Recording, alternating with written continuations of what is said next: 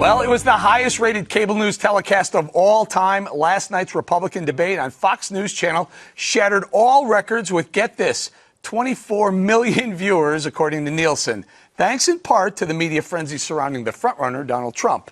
It started out hot, it heated up throughout the 2-hour event, and ended on a sizzling note. Here's Brett Baers delivering the opening salvo.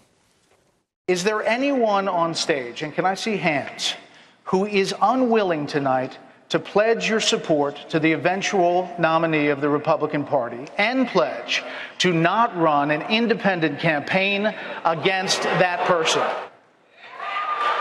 Mr. Trump.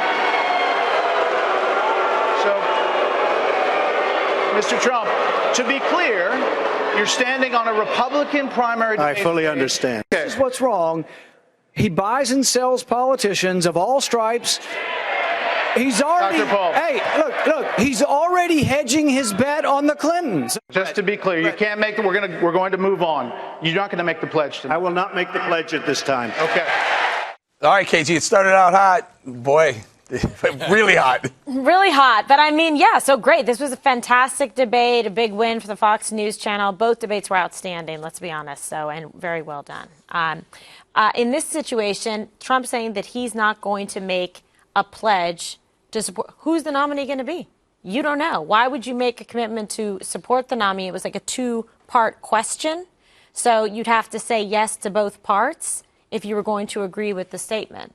So I understand where he's coming from on that. I didn't think that was that big of a deal. I think he's saying, listen, I'm going to wait and see what happens, how this shakes out, who's in fact going to be the nominee, and then make my decision if I'm going to in fact support that person. And the second part of the question was, then will you pledge to not? But you understand that if he launches a third-party bid, Republicans are dead. Yeah, I got that. Okay. Unless he wins, of course. Well, I'm just throwing it out there. Dana, were you surprised that, not surprised that the question came out, but were you surprised it was open, the opening thought?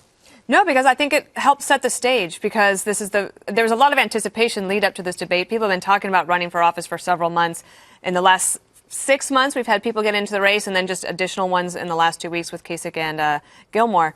So I think that on people's minds is, okay, out of all of you, are we going to be a party that can unite, right? The methodology behind that question was, let's try to figure out, is everybody here going to be able to at least be here a year from now, back in Cleveland, supporting whoever it is on stage? I thought it was a good question to start off with. Greg, based on Donald's unwillingness to commit to that so far, has he kept some of it in his pocket? Has he kept at least the GOP, the RNC, saying, we're not sure where he is yet, so do we still need to, I don't know. It cuts both ways. Water that it makes plan? it look like he's got leverage, but at the other time, it makes it look like he's out for himself.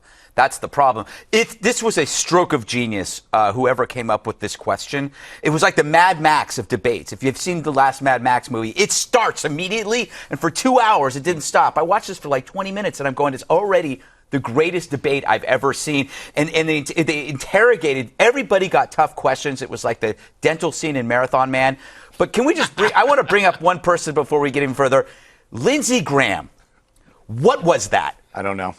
It's like he wandered out of Twin Peaks in an episode of transient global amnesia. He walked into the wrong bar. It made no sense. My prediction is half the candidates that we saw last night will be doing reverse mortgage commercials by next June. Watch out, Fred Thompson. You know what Lindsey Graham was? Lindsey Graham was the exact opposite, the polar opposite of Carly Fiorina. Yeah, that's true. I mean, you think about it. She was concise. She was there. She was focused. And I'm not sure where he was. All right, let's move on. Meandering. Here are some of Trump's other memorable responses last night. Listen to these. I don't think you heard me. You're having a hard time tonight. All right, when they call, I give. And you know what? When I need something from them with Hillary Clinton, I said, be at my wedding, and she came to my wedding. You know why? She had no choice, because I gave. I gave to a foundation. I have never gone bankrupt, by the way. I have never. But out of hundreds of deals. But, sir, excuse me. That's your line, but your companies have gone bankrupt. What am I saying?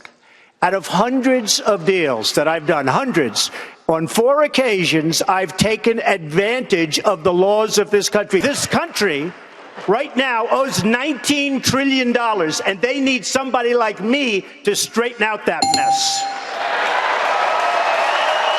So, Craig, a little of both.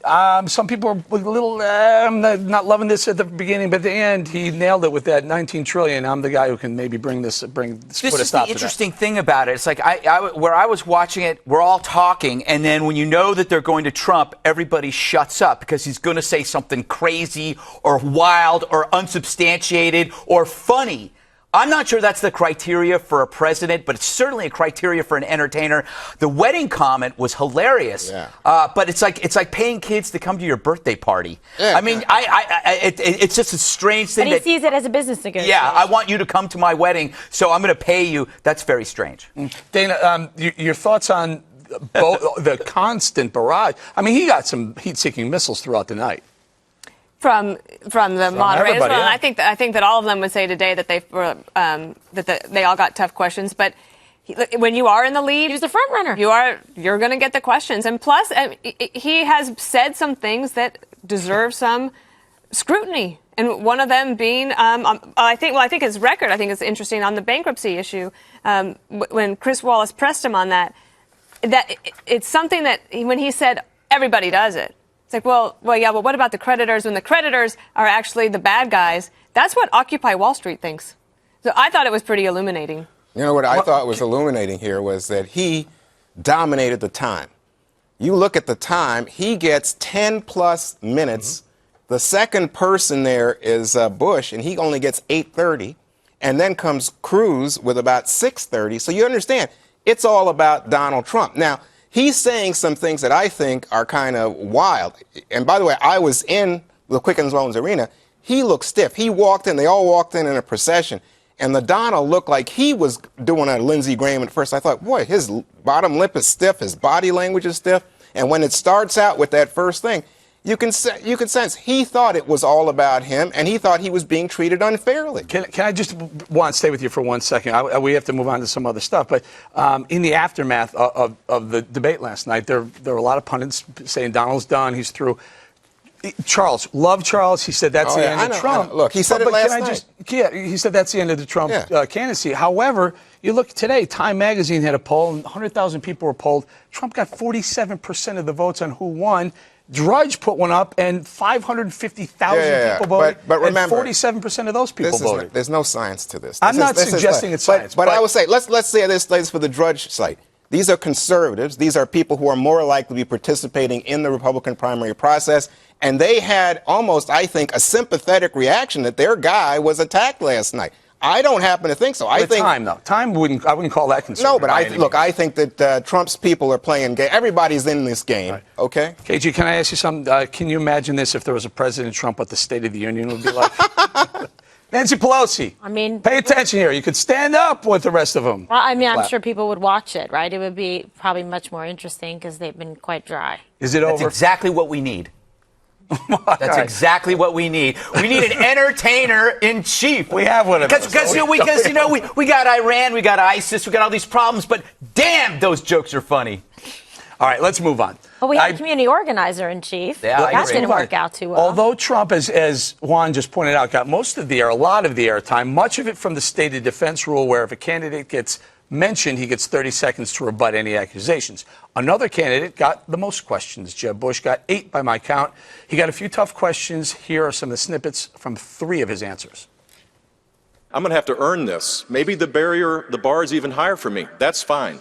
I've got a record in Florida. I'm proud of my dad, and I'm certainly proud of my brother. Knowing what we know now with faulty intelligence and not having security be the first priority when we invaded, it was a mistake. I don't believe the federal government should be involved in the creation of standards directly or indirectly, the creation of curriculum or content. That is clearly a state responsibility. Dee, how do you do? Well, I think he locked down his Common Core answer. I mean, even conservatives said, "Okay, well, that was a pretty good answer." If that's where if that's where Jeb Bush says he is on local standards, but at least make those standards high, and here's the reason why: because we need to be able to compete. I think he locked down that answer, and that was good. I'd say his performance was fine, not spectacular, but it didn't need to be spectacular. Jeb Bush avoided the target, right? Everything seemed to go right at Donald Trump and right over Jeb Bush's head.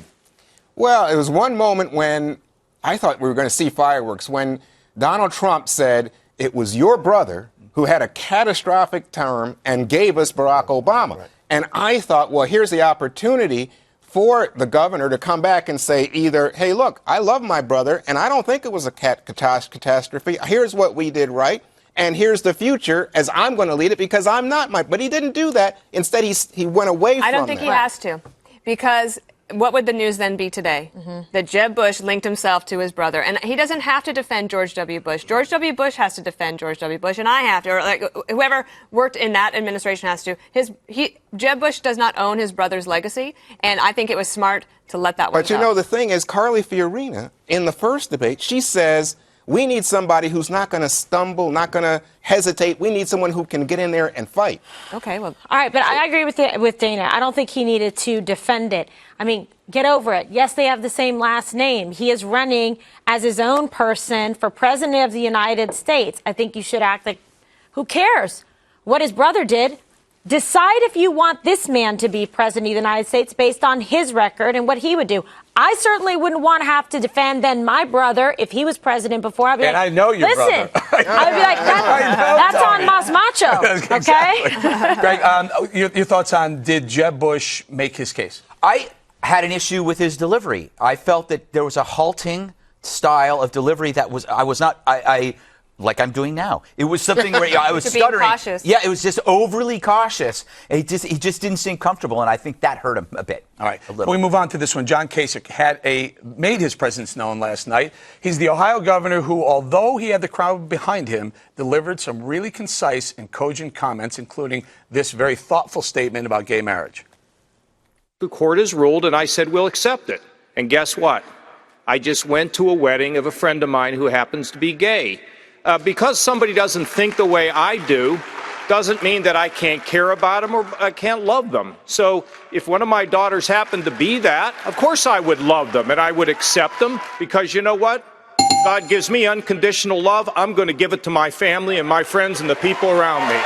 Both sides, Juan, even on the left, you got to say that's a pretty darn good answer. I'm not a Republican. I thought he was very impressive last night. I thought that was compassion. I appreciated the emotion that he put into it. You know, his parents died in a car crash, and so he was not only talking about that, he was talking about why he expanded Medicare in the state, why he helps people in prison. I just thought he elevated himself. Now, you're right. It was a home court advantage for John Kasich because he's in Ohio. He's getting cheered right from the start. But right now, it's Kasich and Walker for that Midwest governor. I have a record. And right now, Kasich is challenging Walker for that mantle in the Republican race. Good analysis, Juan. Well, gee, I thought you didn't defend your brothers.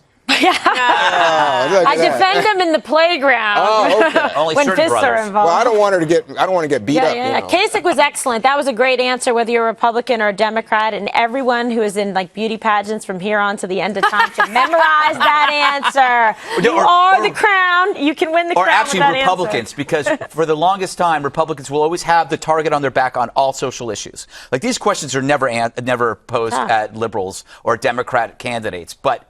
You know, this is progress for the Republicans. I agree. I think that he had a good debate, and he was one of the last to get in. Gilmore was, I guess, the very last, but of the top tier candidates, he was the last to get in. I think that was a smart strategy.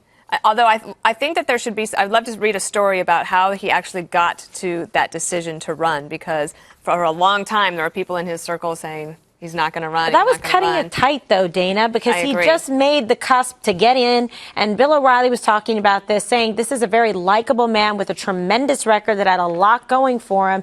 And, you know, even getting in a little bit earlier, you know, just to get a little bit more kind of, movement behind him. Couple percentage points higher. But at least he made the top 10. And I've said for a long time, like when people get to know John Kasich again, if they've sort of forgotten him, he was on Fox for a while, but if they've forgotten him as a public figure, being reintroduced to him last night, and the folks are going to like John Kasich. I agree. We got to go. Juan, if you want to see Scott Walker, his opinion of John Kasich, two Midwest governors with good records. Cashing in tomorrow morning. Wait, was Walker on the debate? That was a yes. He did fine. He was going under the moniker Skywalker. There was 80 minutes where Ted Cruz did not say a thing. Well, I forgot Cruz was there. Is that right? Yeah. In fact, he complained about it afterwards.